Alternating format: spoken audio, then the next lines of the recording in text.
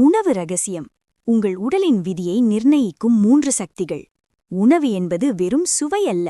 உணவு குழப்பம், உடல் பேசும் ரகசியம். காலையில் எழுந்ததிலிருந்து இரவு உறங்கப் போகும் வரை நாம் தேடுவது மகிழ்ச்சியை மட்டும்தான். ஆனா அந்த சந்தோஷத்துக்கு எது தடைன்னு தெரியுமா?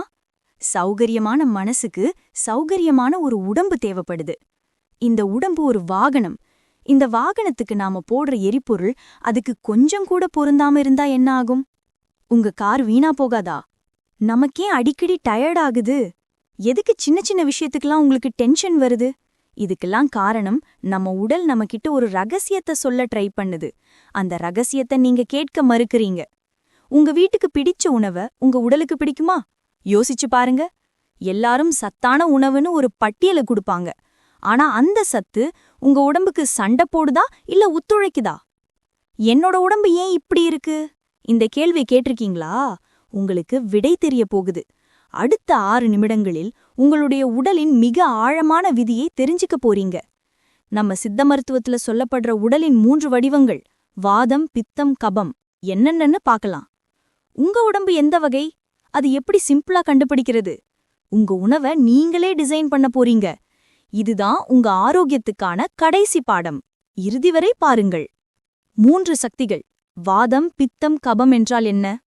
உடலுக்கும் உணவுக்கும் இடையிலான ரகசியம் இந்த கார் டயருக்கும் ரோட்டுக்கும் இடையிலான ஒரு ஒப்பந்தம் மாதிரிதான். உங்க உடம்புக்குன்னு ஒரு நேச்சர், அதாவது இயல்பு இருக்கு. இதுதான் நம்ம மரபுகள்ல பிரகிருத்தின்னு சொல்றாங்க. நீங்க யாரு, எந்த நோய் வரும், இது எல்லாமே இந்த பிரகிருதி தான். இந்த 3 சக்திகள் தான் எல்லாத்துக்கும் காரணம். வாதம், பித்தம், கபம் இந்த 3ம் உடம்புக்குள்ள ஒரு நாளும் சண்டை போடக்கூடாது. 3ம் சமமா இருந்தா நீங்க தான் உலகத்தோட ஆரோக்கியமான ஆளு. ஆனா பொதுவா எல்லாருக்கும் இந்த 3ல ஏதோ ஒன்னு அதிகமா இருக்கும். அதுதான் உங்க உடல் வகை. சரி, இந்த கான்செப்டை ஈஸியா புரிஞ்சுப்போம். வாதம், காற்று. உடம்புல இருக்கிற எல்லா அசைவுகளையும் இதுதான் கண்ட்ரோல் பண்ணுது. நீங்க பேசுறது, உங்க ரத்தம் ஓடுறது எல்லாமே வாதம்தான். பித்தம், நெருப்பு. உங்க உடம்போட சூடு மற்றும் செரிமானத்தை இதுதான் கவனிக்குது. உங்க பசி, கோபம், அறிவு எல்லாமே பித்தம்தான். கபம், நீர் மற்றும் மண். உங்க உடம்போட உறுதி, நிலைப்பு எல்லாமே கபம்தான். உங்க எலும்பு, தசை, உடல் எடை எல்லாமே இதுதான். இப்ப புரியுதா நீங்க ஏன் உங்க உடம்ப புரிஞ்சிக்கணும்னு? உங்க உடம்பு எந்த வகைன்னு ஒரு சிம்பிள் செக்லிஸ்ட் வழியா கண்டுபிடிக்கலாம். தயாராயிருங்க. உங்களை பத்தின ரகசியம் வெளியே வரப்போகுது. உங்களின் உடல் வகைக்கான செக்லிஸ்ட். உங்கள் உண்மையான இயல்பு என்ன? இப்ப 3 வகையா உங்க உடம்ப பேய்க்க போறோம். உங்க உண்மையான நேச்சரை கண்டுபிடிங்க. உங்களுக்கு அதிகமா ஒத்துப்போற பண்புகளை மட்டும் தேர்ந்தெடுங்க. வகை 1, வாத உடலமைப்பு, காற்று சக்தி. நீங்க ரொம்பவும் ஃபாஸ்ட் மூவரா இருப்பீங்க. உடல்வாகுவோ ஒல்லியா, லேசா, எலும்புகள் தெரியும்படியா இருக்கும். குணாதிசயமும் ரொம்ப ஃபாஸ்டா பேசுவீங்க, புது விஷயங்களை உடனே கத்துப்பீங்க. ஆனா மறதியும் அதிகமா இருக்கும். உங்க பசி, சாப்பிடுவீங்க ஆனா சீக்கிரமே பசிச்சிடும். எப்பவும் சூடா சாப்பிடணும்னு தோணும். உங்க பிரச்சனை, சீக்கிரமே பயப்படுவீங்க, மூட்டு வலி, கேஸ் ட்ரபிள் வரும். நீங்க ஒரு கலைஞன் போல இருப்பீங்க. வகை 2, பித்த உடலமைப்பு, நெருப்பு சக்தி. நீங்க ஒரு நல்ல லீடரா இருப்பீங்க. உடற்வாகுவோ நடுத்தரமா, நல்ல தசைகளோட உஷ்ணமா இருக்கும். சீக்கிரம் வேர்க்கும். குணாதிசயமோ புத்திசாலியா, கோபம் வரக்கூடியவரா இருப்பீங்க. பசி வந்தா உடனே சாப்பிட்டே ஆகணும். உங்க பசி, செரிமானம் சூப்பரா இருக்கும். எவ்வளவு சாப்பிட்டாலும் ஜீரணமாயிடும். உங்க பிரச்சனை, அசிடிட்டி, வயிற்று எரிச்சல், சீக்கிரமே முடி நரைக்கும். உங்க உடம்பு ஒரு பாய்லர் மாதிரி.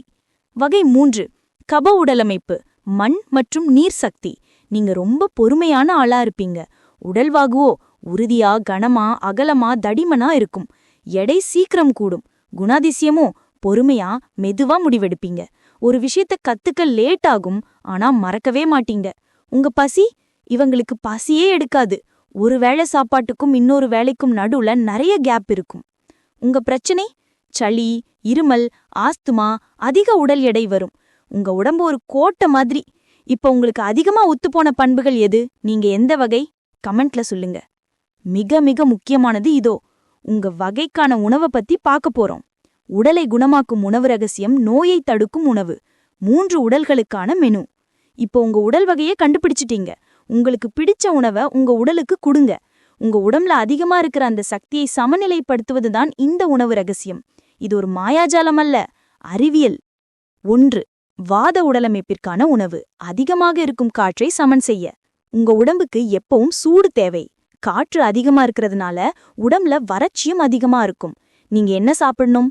சூடா கனமா எண்ணெய் பசியான உணவுகளை சாப்பிடணும். சூடான பால், நெய், இஞ்சி, பூண்டு. தவிர்க்க வேண்டிய உணவுகள்: உயிரை பறிக்கும் குளிர்ச்சியான உணவுகள், சலாட், ஐஸ்கிரீம், அளவுக்கு அதிகமான காஃபி. உங்க உடல் வாதமா இருந்தா நீங்க இனிமேல் சாப்பிடுவதை நிறுத்தணும். 2. பித்த உடலமைப்புக்கான உணவு அதிகமாக இருக்கும் நெருப்பை தணிக்க. உங்க உடம்புக்கு குளிர்ச்சி தேவை. நெருப்பு அதிகமா இருக்கிறதுனால உடம்புல எரிச்சல் அதிகமா இருக்கும். நீங்க என்ன சாப்பிடணும்? குளிர்ந்த கசப்பான இனிப்பான உணவுகளை சாப்பிடணும். இளநீர், வெள்ளரிக்காய், நெல்லிக்காய், நெய். தவிர்க்க வேண்டிய உணவுகள்: நெருப்பை தூண்டும் காரமான உணவுகள், ஊறுகாய், மிளகாய், தயிர், புளிப்பான பழங்கள். பித்தம் கூடினா உங்களுக்கு கோபமும் அசிதியும் வரும். கோபம் வந்தா உடனே வெள்ளரிக்காயை சாப்பிடுங்க. 3. கப உடலமைப்பிற்கான உணவு அதிகமாக இருக்கும் நீரை சமன் செய்ய. உங்க உடம்புக்கு வறட்சியும் சூடும் தேவை. நீர் மற்றும் மண் அதிகமாக இருக்கிறதுனால உடம்புல கனமும் சளியும் அதிகமா இருக்கும். நீங்க என்ன சாப்பிடணும்? வறண்ட காரமான சூடான உணவுகளை சாப்பிடணும். தேன், இஞ்சி, மிளகு, சிறுதானியம். தவிர்க்க வேண்டிய உணவுகள்: உடலை மந்தமாக்கும் கனமான உணவுகள், ஐஸ்கிரீம், தயிர், அதிக இனிப்பு, எண்ணெய் பண்டங்கள். உங்க உடம்பு கபமா இருந்தா குளிர்ச்சி தரும் உணவை தொடவே கூடாது. இப்போ உங்களுக்கு பிடிச்ச சாம்பார் சாதம், பிரியாணி, சலாட், இதுல எது உங்க உடம்புக்கான மருந்து? நீங்க சரியான உணவை சாப்பிட தயாரா? மனதுக்கும் உடலுக்குமான சமநிலை. உங்க உணவு பழக்கத்தை ஒரே நாள்ல மாத்தணும்னு நான் சொல்லல. அது சாத்தியமே இல்ல. உங்க வாழ்க்கையே ஒரு பேலன்ஸ் தான். வாரம் ஒரு முறை உங்களுக்கு பிடிச்ச உணவை சாப்பிடுங்க. ஆனா பெரும்பாலும் நேரம் உங்க உடலுக்கு பிடிச்ச உணவை கொடுங்க. வாதம் அதிகமா இருந்தா காலையில் சூடான தேநீருடன் தொடங்குங்க. பித்தம் அதிகமா இருந்தால் காலை உணவில் நெய்யை சேருங்க. கபம் அதிகமா இருந்தால் டீ, காஃபியை தவிர்த்து சூடான இஞ்சி நீருடன் தொடங்குங்க. இது வெறும் உணவு மட்டுமல்ல, உங்கள் டென்ஷனை குறைக்கும் வாழ்க்கை முறை.